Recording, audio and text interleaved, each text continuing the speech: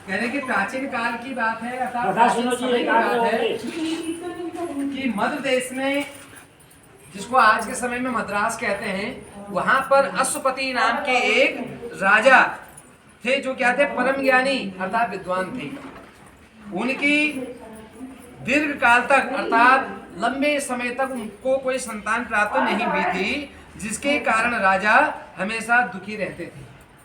एक दिन अपने इसी दुख के निवारण के लिए उन्होंने अपने घर में बहुत सारे ज्योतिषियों को, विद्वान ब्राह्मणों को, अपने कुल पुरोहितों को अपने घर में बुलाया और सबसे अपने इस दुख को दूर करने के लिए उपाय बताने को कहा। कहा कि आप सब गणना कर यह बताने की कृपा करें कि मेरे भाग्य में कोई संतान है अथवा नहीं है। तत्काल राजा के प्रश्न का उत्तर देने के लिए विद्वान ज्योतिषियों ने अपनी अपनी ज्योतिष गणनाएं प्रारंभ कर दी।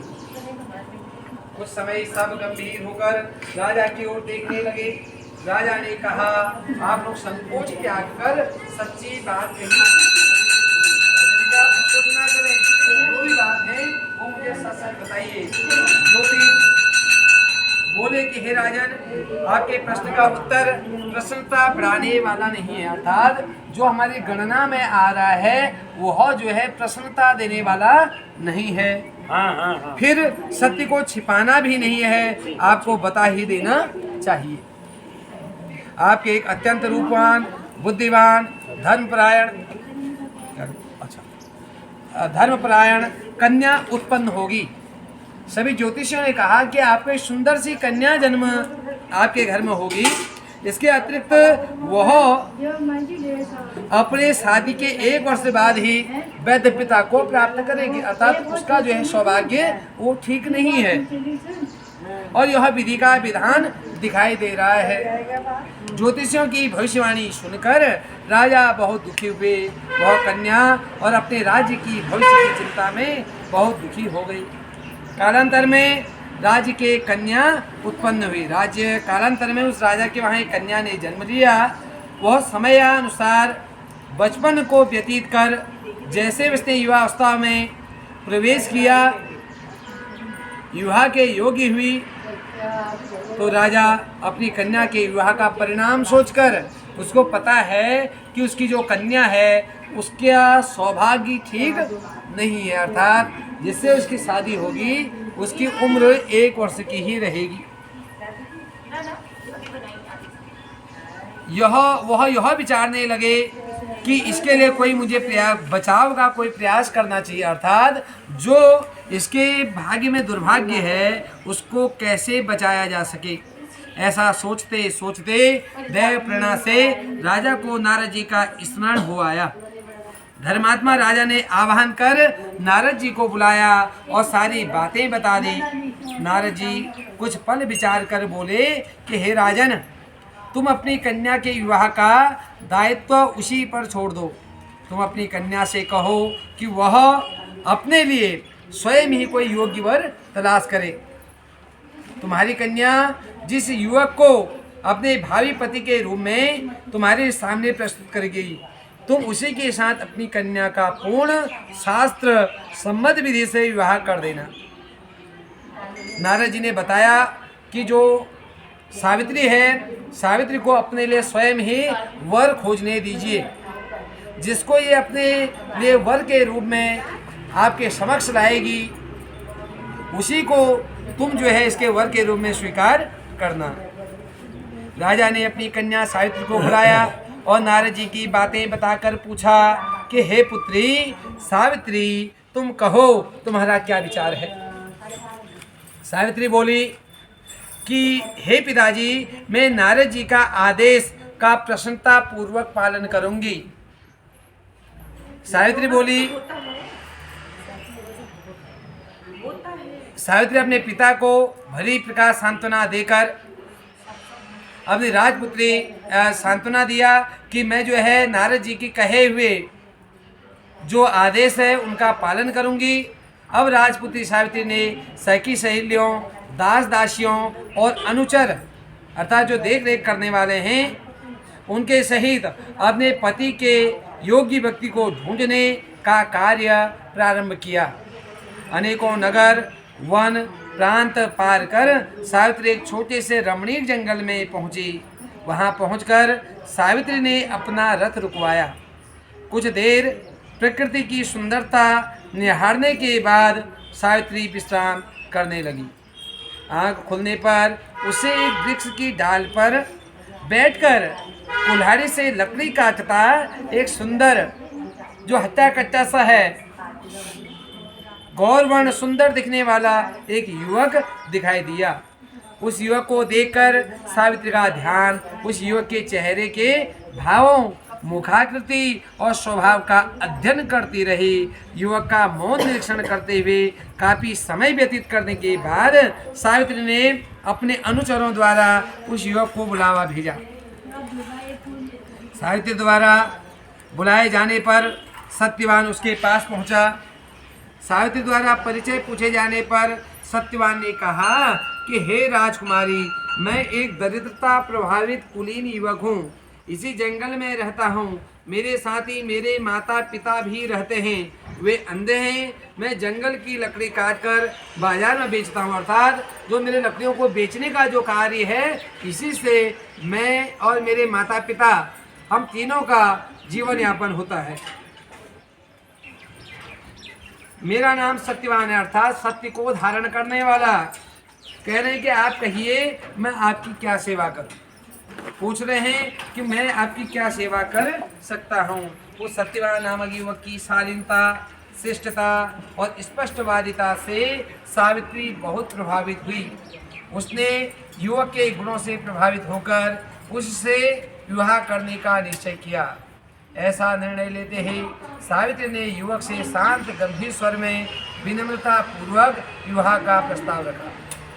सावित्री का प्रस्ताव सुनकर सत्यवान ने कोमल नम्र स्वर में कहा कि हे राजकुमारी, मेरे साथ विवाह करना आपके लिए उचित नहीं है।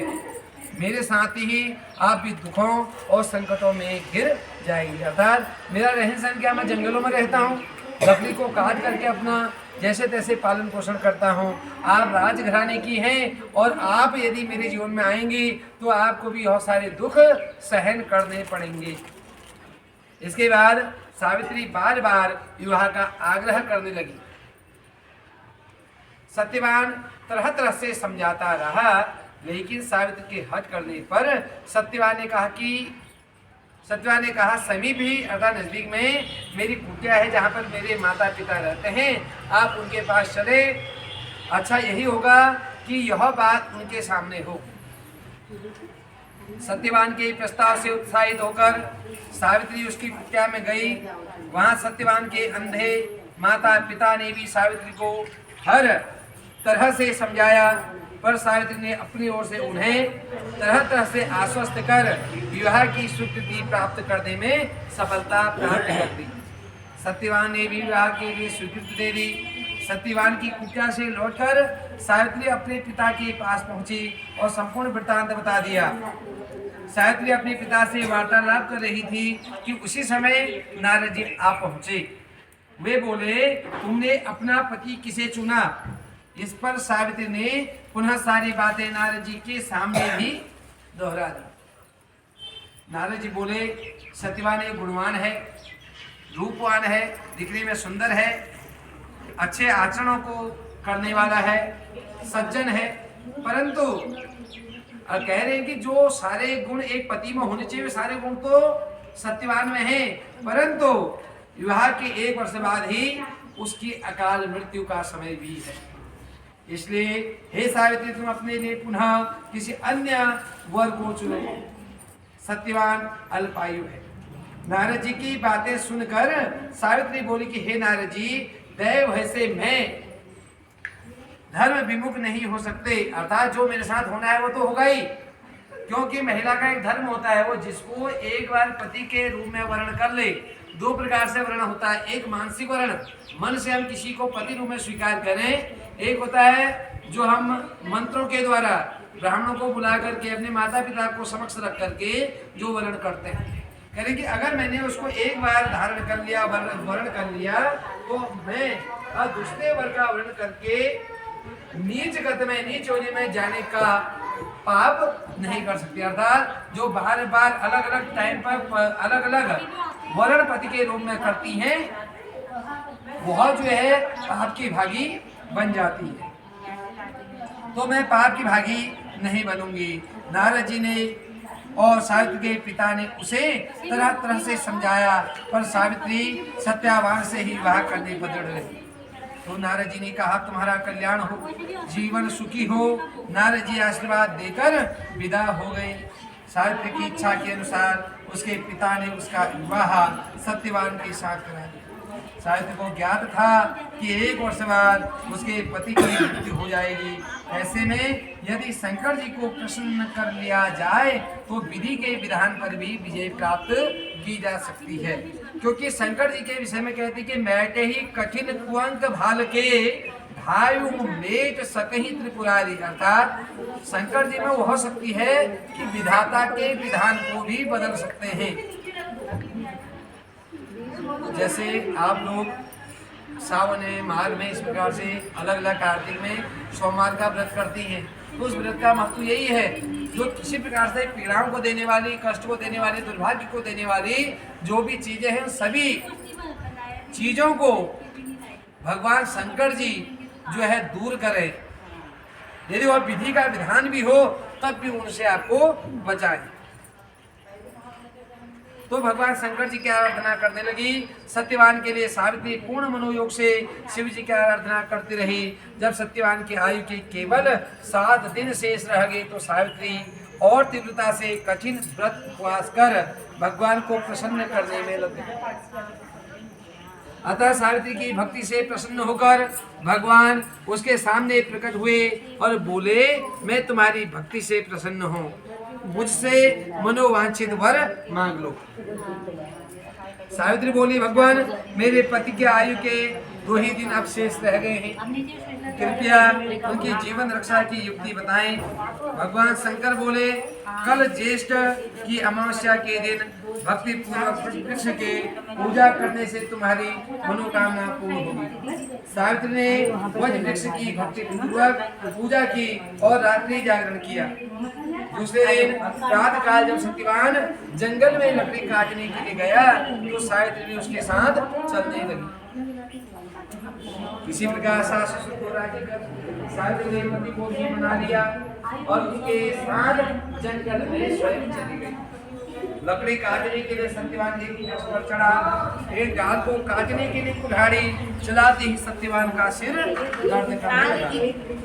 वह वृक्ष से नीचे उतर आया और सावित्री से बोला, मेरे सिर में पीड़ा हो रही है, मैं आराम करना चाहता हूँ। पतिव्रता धर्मपरायणा सावित्री चिंतित होने लगी। सत्यवान कुछ ही देर में मूर्छित होकर अचेत हो गया। तभी सावित्री ने अपने सम्मुख एक दिव्य पुरुष को देखा। उस दिव्य पुरुष को देखकर सावित्री ने पूछा, कि आप कौन हैं? उसने उत्तर दिया, मैं यमराज हूँ और तुम्हारे पति के आयु अब समाप्त हो चुकी है, मैं उसके प्राण लेने आया हूँ। अपनी बात समाप्त कर यमराज ने सावित्री को गोद में अचेत पड़े सत्यवान के प्राण लेकर प्रस्थान करने लगे। सावित्री भी यमराज के पीछे पीछे चल पड़ी। यमराज ने सावित्री को अपने पीछे आने से बार बार मना किया, पर सावित्री नहीं मानी। जब वह यमराज के पीछे चलती भी बहुत दूर आ गई तो उससे अपना पीछा छुड़ाने का विचार किया। यमराज बोले कि अपने पति को प्राण दान देने के अतिरिक्त कोई अन्य 3 वर आप मुझसे मांगो और यहाँ से लौट जाओ। इस पर सावित्री ने कहा कि हे धर्मराज, मेरे पास मेरे सास ससुर फिर से नेत्रवान हो जाए, अर्थात वे अंधे हैं, उनकी नेत्र ज्योति फिर से आ जाए। धर्मराज ने कहा, एवं अस्तु, अर्थात तथास्तु कह दिया, जैसा चाह रही है वैसा हो जाए। उसके बाद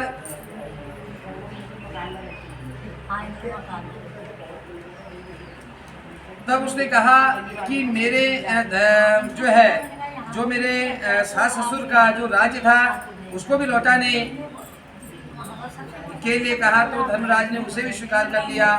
अंत में सावित्री ने कहा कि मैं अब पुत्रवती हो जाऊं, तो धर्मराज ने उसको भी स्वीकार कर लिया। जैसे ही यमराज कुछ आगे बढ़े और धर्मराज आगे बढ़े हैं, तो फिर से सावित्री उनके पीछे चलती हुई दिखाई दी। इस पर वो क्रोध में आए और धर्मराज बोले कि मैंने तुम्हारे तीनों वर स्वीकार कर लिए, फिर तुम मेरे पीछे क्यों आ रही हो।